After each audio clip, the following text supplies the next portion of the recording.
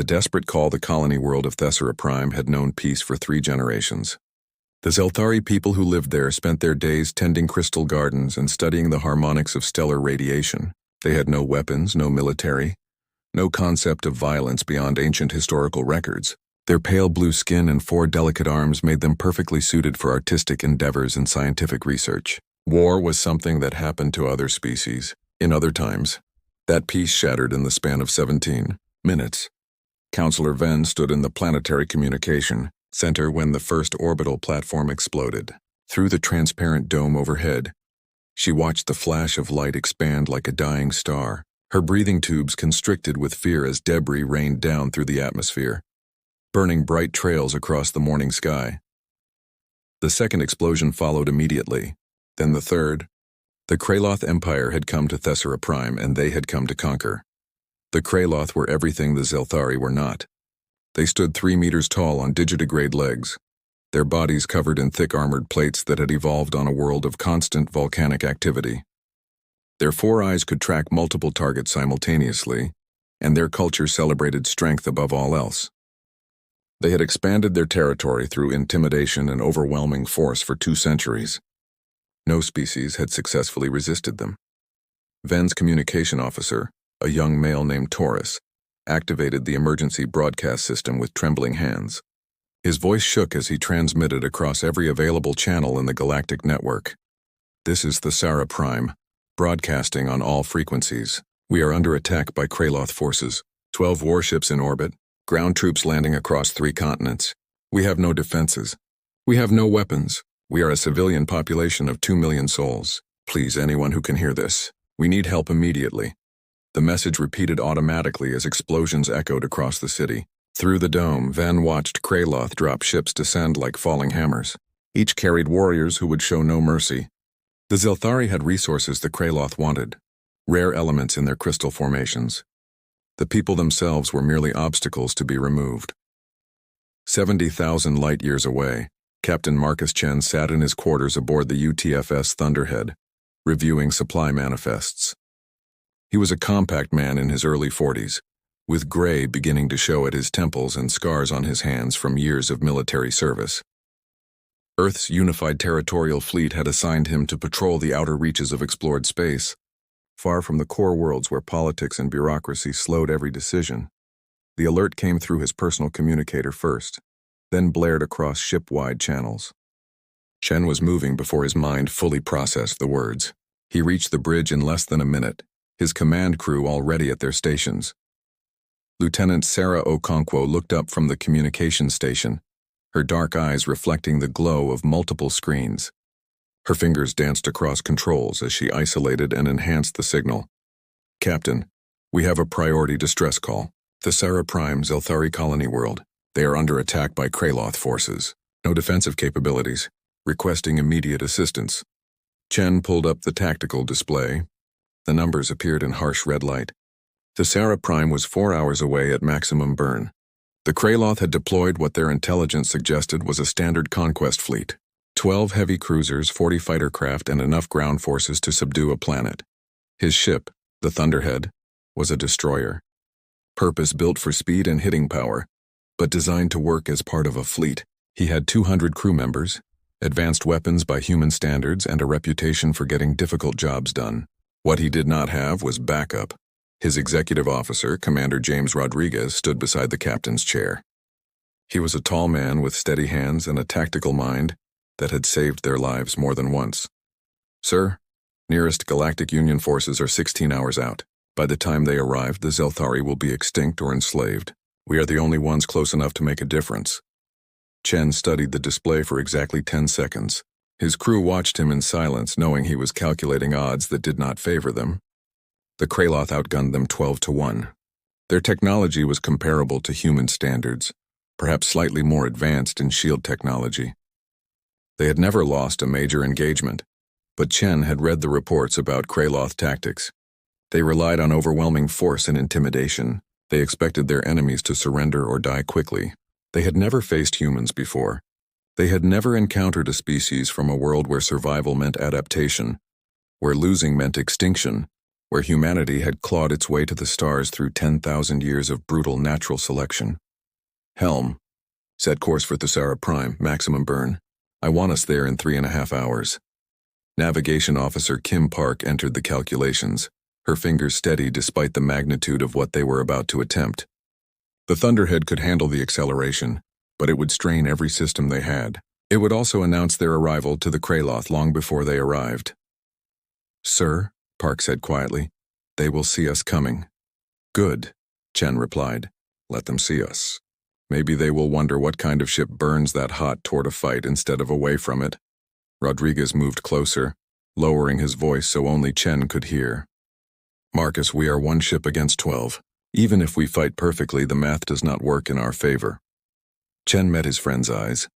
His voice carried conviction that came from deep in his chest, from a place where humanity stored its determination to survive against all odds. James, somewhere on that planet, there are people watching their children die. They sent out a call for help and nobody is coming except us. I did not join the fleet to calculate acceptable losses.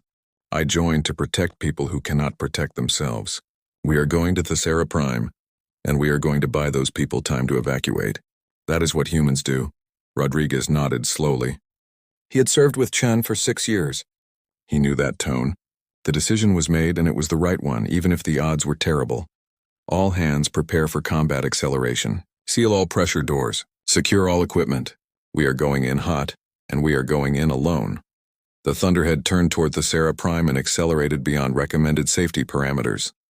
In the engine room, Chief Engineer Paula Martinez watched her displays with growing concern. The fusion reactors were running at 112% capacity. The inertial dampeners struggled to compensate for the G-forces. Under normal circumstances, this kind of burn would require approval from Fleet Command and a full safety review, but these were not normal circumstances. Martinez had grown up in the asteroid colonies where equipment failure meant death. She knew how to push machinery beyond its limits and keep it running through determination and skill. She made adjustments that the manual said were impossible and watched the temperature gauges climb into the red. On the bridge, Chen opened a channel to the entire crew. His voice carried through every compartment of the ship, reaching every person who had volunteered to serve in Earth's fleet. This is the captain. You all heard the distress call. You all know what we are flying toward. The Zelthari are a peaceful people who have done nothing to deserve what is happening to them. The Kraloth are attacking them because they are weak, because they have something the Kraloth want, because nobody has ever stood up to the Kraloth and made them pay a price. He paused, letting his words sink in. Around the ship, crew members stopped their preparations and listened. We are 1 ship. They have 12. By every logical calculation, we should not even try. But humans did not become a spacefaring species by accepting what logic said was impossible. We survived ice ages and plagues. We survived wars that should have destroyed us. We looked at a universe that did not care if we lived or died, and we decided to live anyway. Today, we are going to show the Kraloth and the entire galaxy what it means to ask humans for help. We're going to show them what Deathworlders do when someone weaker needs protection. We are going to fight smart, fight hard, and give those people on Thesara Prime a chance to survive. I will not lie to you. Some of us may not come back, but everyone on that planet will remember that when they needed help, humans answered. That is worth fighting for. That is worth dying for if necessary. All hands battle stations. Let us go make Earth proud. The crew responded with efficiency born from endless training. Weapons systems came online, shields charged to maximum capacity. Fighter pilots climbed into their cockpits. Medical teams prepared for casualties. Every person on the Thunderhead knew their role and executed it without hesitation. In the navigation section, Park watched the countdown timer. 3 hours and 27 minutes to Thesara Prime. She had plotted a course that would bring them in from an unexpected angle, using the system's asteroid belt to mask their approach for as long as possible. It would not hide them completely, but it might buy them a few precious minutes of surprise. Lieutenant Commander David Shaw commanded the Marine contingent aboard the Thunderhead. He was a broad-shouldered man with a broken nose and hands that could bend steel. His troops numbered 60, each trained in boarding actions and ground combat. They checked their weapons and armor with the calm of professionals who had seen battle before. Shaw knew the mission profile. If they could get close to any Kraloth ships, they would board them.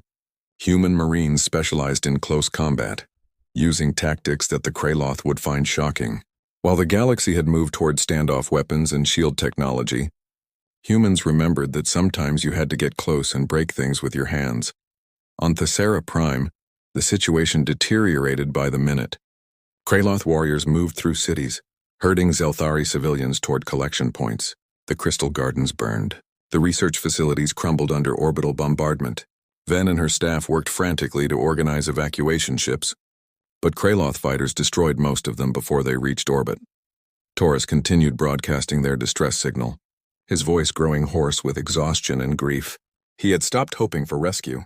Now he just wanted someone to witness what was happening, to remember that the Zelthari had existed. Then something changed on his display. A new contact appeared at the edge of the system, moving faster than any ship should. Taurus enhanced the signal, not daring to hope. The signature was unfamiliar, not matching any known Kraloth or Union vessel. "Counselor Ven," he said, his voice cracking. "I have an unknown ship inbound, moving at extreme velocity." Heading directly toward us, Ven looked at the display. Her breathing tubes fluttered with something that might have been hope or might have been fear. She opened a communication channel toward the unknown vessel. "Unknown ship. This is Counselor Ven of Thessera Prime. Please identify yourself." The response came back immediately, carried across space by faster-than-light communication. The voice was male, speaking Universal Standard with an accent Ven had never heard before. It carried confidence that seemed impossible given the situation. "Counselor Ven, this is Captain Marcus Chen of the Unified Territorial Fleet ship Thunderhead, representing Earth and humanity. We received your distress call. We are inbound to your position. Help is on the way. Hold on just a little longer." Ven felt her breathing tubes constrict again, but this time with emotion she could not name. She accessed the galactic database, searching for information about this species called humanity. What she found made her hands tremble. Earth. Classification: Deathworld. Gravity: 1.3 times galactic standard. Atmospheric composition: 21% oxygen, highly reactive. Native life: extremely competitive, apex predators common. Species human. Status: recently contacted. Military capability under assessment. Warning: exercise caution. Species evolved under extreme selective pressure. One ship was coming to Phase 12, but it was a ship crewed by beings from a world the galaxy classified as a nightmare. Ven did not know if she should feel hope or terror. Perhaps both were appropriate. The Thunderhead raced through space toward Thessera Prime, while below, the Zelthari people waited to see if the Deathworlders would save them, or if they had simply found a new way to die. Thunder from Earth. The Kraloth fleet commander, war leader Thrakos, sat in his command throne aboard the battlecruiser Dominion's Fist. His 4 eyes tracked multiple displays showing the systematic conquest of Thessera Prime below. Everything proceeded according to plan. The Zelthari offered no resistance because they had no capacity for resistance. In another 6 hours, the planet would be fully pacified and ready for resource extraction. His sensor officer, a younger warrior named Kellis, suddenly stiffened at his station. His armored plates shifted with confusion as he studied his readings. "War leader, we have a single vessel approaching the system at extreme velocity. Current speed exceeds recommended safety parameters by significant margin." Thrakos turned 2 eyes toward the tactical display while keeping the other 2 focused on the planet below. A single red dot moved toward them, burning through space like a meteor. The velocity was reckless, the kind of speed that would stress any ship's structural integrity. He accessed the signature database and found no match. Identification: unknown class. Unknown origin. Mass suggests destroyer or light cruiser classification. They are making no attempt to hide their approach. Thrakos felt something close to amusement. Perhaps some foolish merchant captain thought to play hero, or maybe a Union scout had stumbled into the situation and lacked the intelligence to flee. Either way, one ship posed no threat to his fleet. He would destroy it as a message to anyone else who considered interfering with Kraloth operations. All ships, maintain positions. Cruiser Group 3 will intercept and eliminate the approaching vessel. Make it quick. I want to resume operations without further interruption. 3 Kraloth heavy cruisers broke formation and moved to intercept the Thunderhead. Each vessel carried enough firepower to reduce a city to rubble, Their shields could withstand sustained bombardment from multiple attackers. They approached the unknown ship with confidence born from 2 centuries of uncontested victories. On the Thunderhead's bridge, Chen watched the enemy formation adjust. 3 ships moving to meet them while 9 remained in orbit. It was exactly what he had hoped for. The Kraloth were arrogant, accustomed to enemies who either fled or died quickly. They had divided their forces, giving him an opening. Rodriguez studied the tactical display with practiced eyes. He had served in Earth's fleet for 15 years, rising through the ranks during humanity's expansion into space. He had fought pirates, smugglers, and rival corporate fleets, but he had never faced an established galactic power with a reputation like the Kraloth. Captain, 3 heavy cruisers on intercept course. They will reach firing range in 4 minutes. Standard engagement protocol would be to slow down, present minimal profile, and engage at maximum range. Chen smiled without humor. His fingers drummed against the armrest of his command chair, a nervous habit he had never managed to break. Around him, his bridge crew worked in focused silence, each person trusting their captain to have a plan that would keep them alive. Standard protocol is exactly what they expect. We are not going to give it to them. Helm, maintain current velocity. Do not slow down under any circumstances. Park's hands tightened on her controls. She had run simulations of high-speed combat maneuvers, but simulations did not carry the weight of real consequences. If she miscalculated by even a fraction of a degree at these speeds, they would tumble out of control or worse. Maintaining velocity, aye, Captain. We will be on top of them in 3 minutes. Weapons, Chen continued, addressing Lieutenant Marcus Webb at the tactical station. I want firing solutions for a full broadside. Railguns, missiles, everything we have, but do not fire until we are practically touching them. Webb was a young officer with steady nerves and a gift for 3-dimensional tactical thinking. He had grown up playing zero-gravity combat sports on Mars, where split-second decisions meant the difference between victory and a broken bone. He understood what the captain was planning, and it terrified and excited him in equal measure. Sir, at that range we will also be inside their optimal firing envelope. They can hurt us badly. That is the idea, Chen replied. They think we will fight like the species they have faced before, cautious, logical, following the rules. We are going to drive right down their throats and show them what happens when you fight someone from a world that tried to kill them every single day. The 3 Kraloth cruisers formed a standard defensive triangle, their shields overlapping to create a wall of protective energy. They expected the unknown ship to slow down and engage in a cautious exchange of fire, their weapons locked onto the approaching target, calculations running to predict trajectory and optimal firing points. The Thunderhead did not slow down. If anything, it accelerated even harder. Martinez pushed the engines beyond any reasonable limit, making adjustments on the fly to prevent catastrophic overload. In the crew quarters, personnel felt the ship vibrate as every system strained against physics itself. On the Kraloth lead cruiser, Commander Vexus watched his display with growing disbelief. The enemy ship continued its suicidal approach. No captain in their right mind would try to engage at such velocity. The collision risks alone made it insane. He decided the enemy must have lost control, that this was a damaged ship careening toward them. All vessels prepare to evade collision. That ship has lost navigational control. After it passes, we will destroy the wreckage. Chen watched the distance close. 2 minutes. 1 minute. 30 seconds. He could feel his heart pounding in his chest, adrenaline flooding his system with the same chemicals that had kept his ancestors alive in Earth's jungles and savannas. Humans were persistence hunters, evolved to chase prey for hours until it collapsed from exhaustion. They were also ambush predators capable of explosive violence when opportunity presented itself. All hands brace for combat maneuvers. This is going to be rough. The Thunderhead reached the Kraloth formation at a relative velocity that should have been impossible. At the last possible second, Park executed a maneuver that decades of galactic warfare had never seen. The ship rotated 90 degrees on its central axis while maintaining forward velocity, exposing its entire broadside to the enemy for exactly 4 seconds. Fire everything, Chen ordered. Every weapon on the Thunderhead fired simultaneously. Railguns launched solid slugs at fractional light speed. Missile tubes spat their deadly cargo in rapid succession. Plasma cannons, crude by galactic standards but devastatingly effective, carved burning lines through space. The broadside lasted 4 seconds. But in that time, the destroyer unleashed enough firepower to level a mountain range. The Kraloth shields had been designed to deflect energy weapons, the standard armament of most galactic species. They worked by creating a field that dispersed and absorbed directed energy. But railgun slugs were not energy. They were solid mass moving at velocities that turned physics into a weapon. The slugs punched through the shields like they were not there, continuing into the armored hulls beyond. The lead Kraloth cruiser shuddered as dozens of impacts tore through its structure. Compartments decompressed. Power systems failed.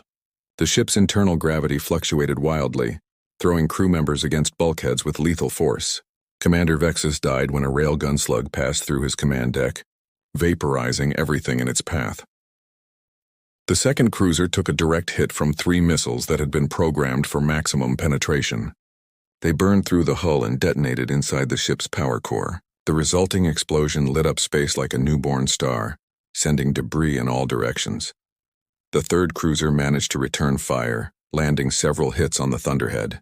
Energy beams scorched armor plating. One punched through to the crew quarters, killing 8 people instantly. But the human ship was already past them, using its momentum to slingshot around and come back for another pass. Rodriguez gripped his console as the ship shook from enemy fire. Damage reports scrolled across his display in harsh red text. They had hurt the enemy badly, but they had also taken damage. The question was whether they could sustain this kind of fighting long enough to make a difference.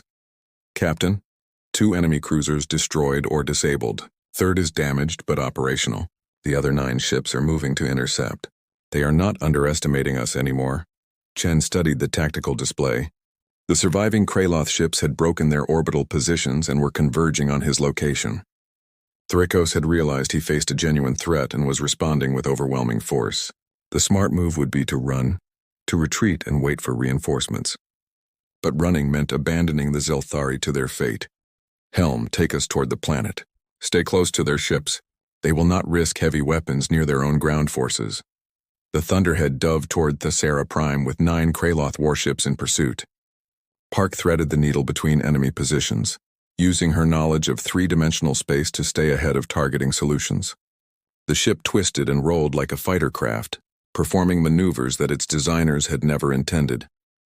Shaw prepared his Marines for boarding actions. His troops checked their weapons and equipment with practiced efficiency. Each Marine wore powered armor that enhanced their strength and protected them from the vacuum of space. They carried weapons designed for close combat, where human aggression and adaptability provided maximum advantage. Lieutenant Commander, if we can get close enough to any of those cruisers, I want boarding teams ready to deploy within 30 seconds. Shaw grinned, his broken nose giving him a predatory appearance. His Marines had trained for this. Humans excelled at close combat, using tactics that most species found disturbing. While the galaxy fought at range with shields and energy weapons, humans remembered that sometimes you had to board the enemy ship and break things with your hands. Marines are ready, Captain. Just get us close enough and we will show them why you do not invite Deathworlders onto your ship. On Thessera Prime, Counselor Ven watched the battle unfold through orbital sensors. The single human ship danced between Kraloth vessels, striking and retreating, never staying still long enough to be pinned down. It fought like nothing she had ever seen, abandoning all conventional tactics in favor of aggressive, almost reckless attacks. Taurus worked frantically to coordinate evacuation efforts. The human arrival had disrupted Kraloth fighter patrols, giving civilian transports a chance to reach orbit. Thousands of Zelthari fled toward the stars while below them their world burned. Counselor, 3 more evacuation ships have reached orbit successfully. The human ship is drawing enemy fire away from the escape routes. Ven felt her breathing tubes flutter with emotion. This single ship and its crew were dying to give her people a chance to survive. She opened a channel to the Thunderhead, not knowing if anyone would hear her message amidst the chaos of battle. Captain Chen, this is Counselor Ven. Your actions have given us hope. We are evacuating as many people as possible. Please do not sacrifice yourselves for us. You have done enough. Chen heard her message through the alert klaxons and damage reports flooding his bridge. He took a moment to respond, his voice calm despite the violence surrounding his ship. Counselor, we did not come all this way to do enough. We came to save your people. Keep loading those evacuation ships. We will buy you all the time you need. The Thunderhead took another hit, this one penetrating deep into the engineering section. Martinez and her team fought fires and sealed breaches, working with a determination that came from knowing their efforts kept everyone else alive. 2 of her engineers died when a plasma conduit ruptured, but the others kept working, kept fighting, kept the ship moving. On the Dominion's fist, War Leader Thrakos felt something he had not experienced in decades, frustration bordering on fear. This single enemy ship had destroyed 2 of his cruisers and damaged 3 others. It fought with a ferocity and unpredictability that his tactical computers could not model. Every time he thought he had it cornered, it escaped and struck from an unexpected angle. He accessed the galactic database, searching for information about this human species. What he found made his armored plates shift with unease. Earth, a death world where gravity crushed bones and oxygen burned through cells. A species that evolved as both persistence hunters and pack predators. Warriors who had survived their own planet's attempts to kill them for millions of years. Thrakos understood in that moment what he faced. These were not the civilized species he had conquered before. These were Deathworlders, beings forged in a crucible of violence and shaped by survival pressures that would have exterminated any other species. They did not fight with caution because caution had been selected out of their genes thousands of generations ago. All ships, he commanded, his voice carrying across every Kraloth vessel. Focus all fire on the human ship. I want it destroyed immediately. No more games. Bring it down now. The 9 remaining cruisers concentrated their fire on the Thunderhead. Energy beams converged from multiple angles. Missiles launched in overwhelming volleys. The human ship twisted and dodged, but even Park's skill could not evade everything. The shields failed first, overloaded by sustained bombardment. Then the armor began to melt under concentrated fire. Chen felt his ship dying around him. Systems failed across every deck. Casualties mounted. They had minutes at best before the Thunderhead broke apart completely. But on his display, he saw that 47 evacuation ships had escaped the Sara Prime. 47 ships carrying tens of thousands of Zelthari civilians to safety.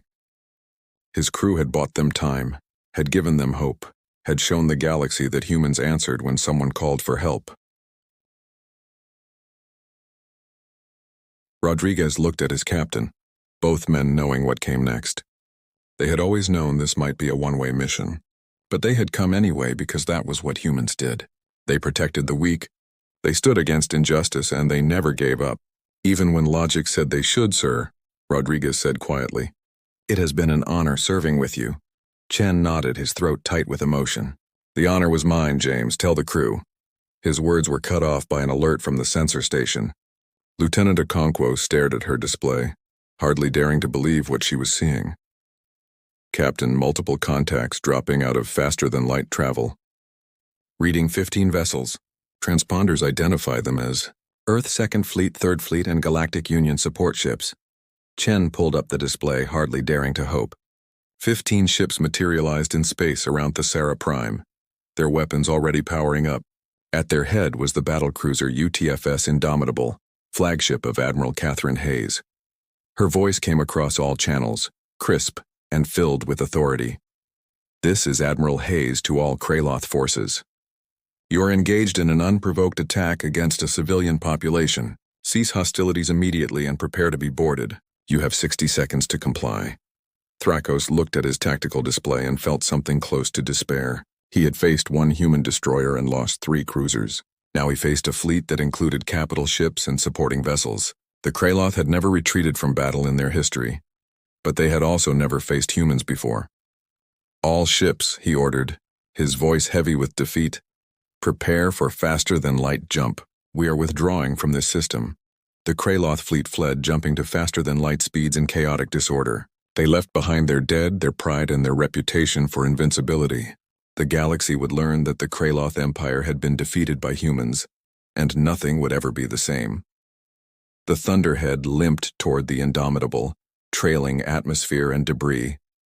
Emergency crews worked to save the wounded and contain the damage. Chen sat in his command chair, exhausted and grieving for the crew members they had lost. But alive, impossibly, miraculously alive. Hayes's voice came through on a private channel, warm with pride and relief.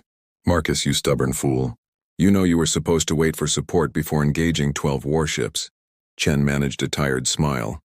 If I had waited, ma'am, there would have been nobody left to save. We did what needed doing. Yes, you did, Hayes agreed. You and your crew showed the galaxy who we are. The Zelthari are safe. The Kraloth are running, and every species in this part of space just learned that humans keep their promises. When someone calls for help, we answer, no matter the odds, no matter the cost. On Thessera Prime, Ven stood among her people in the evacuation centers. They had lost much, but they had survived. And they had survived because Deathworlders from a distant planet called Earth had heard their call and answered with thunder and fire. The galaxy had met humanity that day. And the galaxy would never forget what it learned. When humans heard a call for help, they came running toward the danger instead of away from it. They fought with creativity and determination that defied prediction. They endured punishment that would destroy other species and came back for more. The Deathworlders had arrived and they had brought hope with them.